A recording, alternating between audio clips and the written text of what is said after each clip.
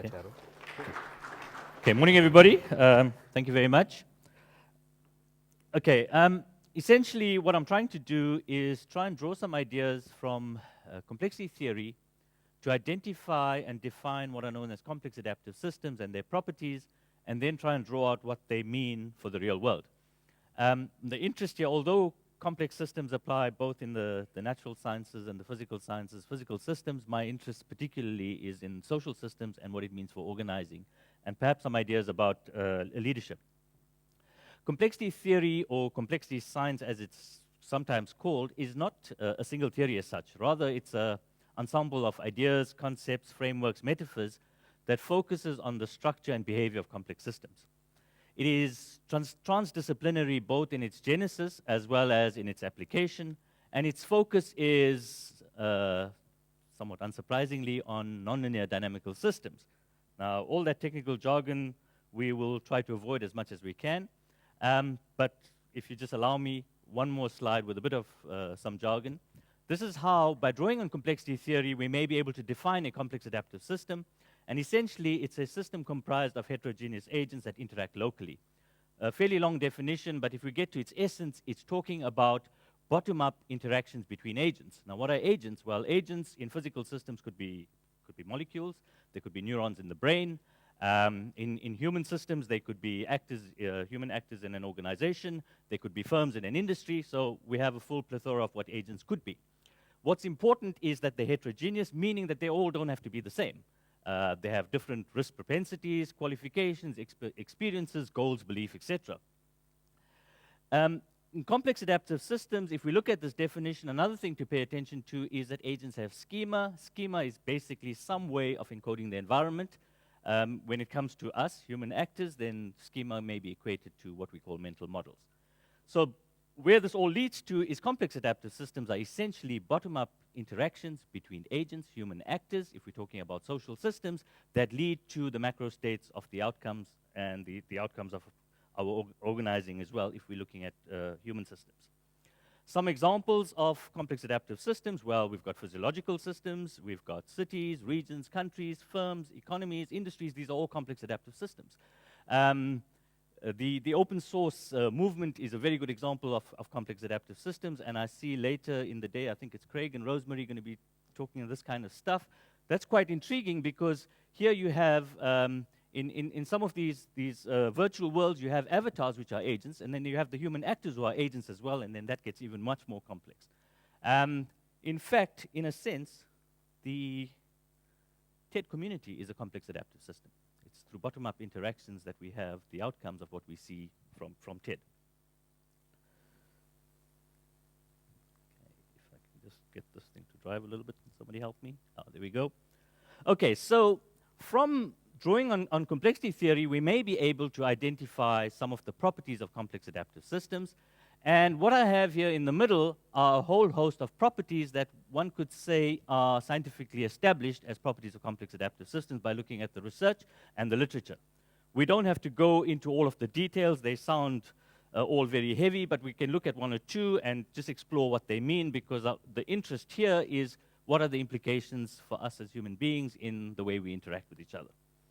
So if I just maybe focus on one or two of them, let's start off with sensitive dependence. Sensitive dependence on initial conditions essentially says that imperceptible differences in starting conditions can lead to hugely divergent outcomes. So let's take one or two examples. Two raindrops, top of a mountain, small gust of wind, one on this side of the mountain, the other on the other side of the mountain, land up in two different oceans. If you take some baking dough, put blue dot and a red dot right next to each other, and then you go through the kneading and folding. That's the mathematical operation. Eventually, the two dots are wide apart. So if we had this TED event tomorrow, as opposed to today, it's likely that there would be hugely divergent outcomes to what we had today. Okay, sensitive dependence on initial conditions. A corollary to that, in a sense, is path dependence, which essentially says that history matters. So what it says is that even if we have two systems that look very similar, the likelihood of the outcomes will be very, very different, because history matters, where we come from matters, even though what we look like right now might look very similar. Complex adaptive systems co-evolve with each other, meaning that one impacts the other. There's two levels of coevolution. There's coevolution at the macro level. The agents co-evolve with each other. And the system as a whole co-evolves with other systems. So for example, in an economy, firms co-evolve with other firms, etc. One of the interesting ones that I'd like to just spend a little bit of time on is this property of far from equilibrium. Complex adaptive systems are far from equilibrium systems. Now, most of our understanding and our conventional wisdom treats systems as homeostatic, the cybernetic principle of equilibrium seeking, whereas in fact, complex adaptive systems are far from equilibrium systems, and that has certain implications for what we think in terms of real-world implications. Perhaps if I can just bear with me a little bit, I'll talk on one or two more of them before we move on. Complex adaptive systems have the property of emergence. These systems have emergent properties, meaning that the properties of the system arise as a result of the relationship between the parts. Those properties do not reside in the parts themselves, but is as a result of the interrelationships. Simple example is water, 2 hydrogen, 1 oxygen. Neither of them have the property of wetness. It's the relationship between them that gives us the property of wetness. In other examples, traffic is an emergent property of a system. Culture is an emergent property of the interrelationships. So what that points to is sometimes we think we can design outcomes that we want, but we've got to be careful because these are emergent properties which may not be fully in our control. Complex systems have the ability to self-organize, and what that says is that they can sometimes spontaneously self-organize to new levels of order, and the order is not imposed from outside. The order emerges from the system itself through the processes of bottom-up interactions. They have a history, and in a sense, history is a kind of memory. So complex adaptive systems have a memory that's embedded within them. But what's important is the memory does not reside in any single agent or small group of agents. It is distributed throughout the system. And that also has some implications because it means that we cannot fully, no one of us can fully understand the system because it's embedded, the history is embedded throughout the system. And that talks to another property just now, after the last property on the list. In complex systems, we can think of this idea of artifacts as kind of agents. Now what do I mean there? Well, artifacts are anything that we as human beings create. So they can be physical, tangible things, but they can also be ideational creations. So for example, our machinery, our cars, our production lines are all artifacts, but so are our blueprints, our designs, our maps. All of these things are artifacts that we create. Now, if we take this perspective of complex adaptive systems, we can think of artifacts also as kinds of agents because we co-evolve with the artifacts that we create. And what that means is that our artifacts constrain and liberate our actions. A nice example or a way of thinking about it, apparently there's a saying that's attributed to Churchill that says something along the lines of, we shape our buildings and then our buildings shape us. So that shows us how artifacts can constrain and liberate our actions. And finally, the last property that I want to just talk about a little bit is the property of egalitarianism. Now, we know that from our definition of complex adaptive systems, agents have heterogeneity, meaning they have full diversity. So we're not putting any limitations on agents in terms of their diversity and their heterogeneity. However, in one sense, all agents are the same. They're equal in one respect. And in this respect only, I mean, they're equal, and they have this kind of equality, is that no single agent can stand outside the system, understand the system, and understand the environment in its full complexity. That, in my view, has very, very profound implications for when it comes to organizing and when it comes to leadership. And a simple way of saying this is, if no agent can stand outside the system and understand the environment, it means what? No CEO, no managing director, no general of an army, no president of a country can stand outside the system, fully understand the system, design a way forward. So it has implications for our understanding of what we think and mean about leadership. Okay, so there's all this technical stuff, but I hope I've been able to kind of draw out some of what they mean, and now I want to draw out some lessons if we take all of the properties as a whole. I've alluded to them a little bit in talking on some of the properties, but I'd like to now maybe just spend a little bit of time in terms of drawing out some of the implications for what does all of this mean when it comes to real-world systems. I hope you'll agree with me that if we look at our definition of complex adaptive systems and look at the properties, you will accept that complex social systems are complex adaptive systems. And therefore, organizations are complex adaptive systems. So let's look at what it might mean and draw out some lessons, perhaps. Well, the first one is that the interpretations of the actors, the interpretations of the agents, determine what the system is. You're dealing with human actors, and if you have this bottom-up interactions and this changing schemata, that means the system is partially designed by how we interpret it and the human actors in it interpret it. It also means that there's a strong relationship between our theoretical frameworks, our concepts of the world, and reality, because we construct that reality through that. So, sir, the quantum understanding of the world, if it spreads, it'll change our perception of the world, it'll change our schemata, it'll change how we behave with each other. So there's a strong linkage between our theoretical frameworks, our understanding, our concepts, and how we actually construct the world. So therefore, this idea of complexity theory is also, in a sense, a worldview of how we come to understand the world. And if we come to understand the world differently, we will behave differently. And we have to understand that what it means is that real-world systems are not a set of fixed relations between tangible components.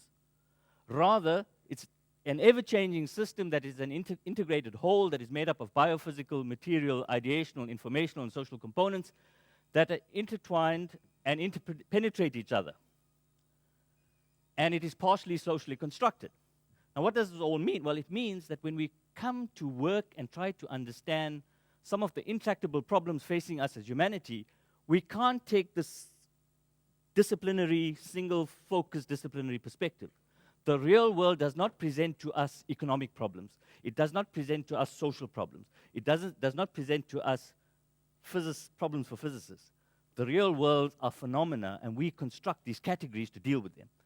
What it's calling for is a kind of transdisciplinary way of understanding our reality. Okay, if we now move on and try and just think about, well, what does it mean for organizations, because that's part of the interest here for me, is what does it mean for the way we come to organize and how we lead our organizations, is that organizations are complex and dynamic, and hence a technocratic approach is not helpful. Recipes don't work, and we've got to be careful and cautious about the 10-step plan to achieve X, and the 5-stage so-and-so's model, and et cetera, et cetera. There is no objective, rational way to optimize the system as a whole. We have to take the specific local conditions and context into account. And here, if we go back to the theme of Africa Changed the World, it means that here, when we draw, and we must draw on the collective knowledge of humanity wherever it may reside in the world. But we can't uncritically take these models and apply them where we are. The local context is important. The idea that knowledge is universal and the same everywhere does not apply in complex systems when you are dealing with human activity systems. Knowledge is contingent and on the local conditions and the local context. It also means that we have to be a bit more tentative and provisional about our sense of knowing and what we can know. And that includes everything I've been saying, because I'm kind of presenting it as if it's certainty. We have to let go, we have to be provisional, we have to be more tentative about our understanding and about what we can know in complex systems. There's this idea of, as human beings, as human actors, if we look at some of these properties, there's a sense of we have to be able to let go of control a little bit. And that's quite frightening, because if we let go of control, then where's there going to be order? Well, order emerges from the system itself. Order doesn't necessarily have to come from the top. Doesn't necessarily have to come from expertise. Doesn't necessarily have to come from the leaders. Okay, so then I'd like to, it might raise a debate of, well, this guy is talking all this stuff. Does that mean we just become fatalistic because, complex systems, things will emerge, self-organize? What does it mean for human agency and volition? Well, by definition, agents have agency. And we have volition, we have will, we have the power to act, and we must be responsible for those actions. So none of what I'm saying is suggesting that we become fatalistic and let just things happen. What I'm suggesting, though, is that while we have agency for our local actions and our local interactions, its local actions lead to global outcomes, but we have no control on the macro states of the system. We have agency in our local interactions, but we have no agency on the outcomes that will emerge through processes of emergence and self-organization. Okay, so now let's talk just a little bit about leadership. Well, this is no great, discovery. Leadership is complex. But I think we must start shifting our notion of leadership. Leadership doesn't reside in a person or in a position, but rather, if we take this complex adaptive systems view of the world, leadership becomes a systemic meta-capability. And what it means is we can't get what we want by leadership edict or decree. And I think that's, over the last 10, 15, 20 years, the theory of leadership has come to accept that, this idea of the guy at the top who says this must happen, and edict, and everything will happen. I think the theory of leadership theory has come to accept that. However, we must also be cautious about what's today's standard leadership prescriptions. For example, things like transformational leadership and visionary leadership and inspirational leadership that through processes of charisma, and we fire up the ranks and everybody will follow us, and we have a shared vision and we all rally around that vision. We must be a little bit cautious about that because, again, this idea of not having agency on the macro states of the system, we've got to be. In my view, some of these prescriptions are nothing but ideological brainwashing, and we perpetuate it through our organizational propaganda in the form of newsletters and our emails and those kinds of things. So, if we can just reflect a little bit, we know that the president recently appointed a National Planning Commission. And I think the lessons from this kind of thinking is that we've got to be cautious about our expectations from such a National Planning Commission. Because we know that no agent, no single agent, no small group of agents can understand the full complexity of the system and the environment and design interventions for us to move forward. Therefore, no planning commission can do it for us either. It's not to say we don't draw on their expertise and we draw on their knowledge and so on, but we have to temper our expectations of what such a National Planning Commission can do for us. And our major societal problems won't just go away through some sweeping leadership action or decree. Okay, and then maybe just one or two thoughts on strategy, because this is all in this area of organizing, leadership, strategy. Strategic planning, when we engage in strategic planning, either in the form of strategic retreats, bosbarads, indabas, lahotlas, politely, are nothing but merely ritual and rain dance. They do absolutely nothing for us. I mean, all of these properties will tell us that. So, yeah, because we're unable to understand the full dynamics of our complex systems that we're dealing with, our organizations, because of this notion of bounded rationality. And the same applies, with all due respect, to performance management systems. Because performance management systems assume a single line of sight between actions and outcomes. It doesn't take the full feedback effects of all of the interactions, et cetera, So again, we got to be a little bit cautious about what performance management systems can do for us. At best, they're a waste of time and they destroy value. At worst, they're actually very destructive. They can lead to toxic outcomes, and they're pathological, as we saw in the financial crisis, subprime, all of those kinds of things. So because strategy is always an emergent prospect. By the way, I heard on the news last night that the president has set performance targets for his cabinet ministers. Again, there's nothing wrong with having aspirations about our performance targets, but if it's seen as a kind of this notion of corporate performance management systems that we're now applying to government, exactly the same would apply. And again, we must be as citizenry, we have agency and we must think about what these things mean for us. And finally, I think, basically, I tried to share with you, drawing from complexity theory, understanding what complex adaptive systems are, and we can draw out some implications for how we manage social systems, quite difficult. Optimization techniques don't work. We can't rely on long-term planning and prediction. There are no omniscient leaders or wise men or women.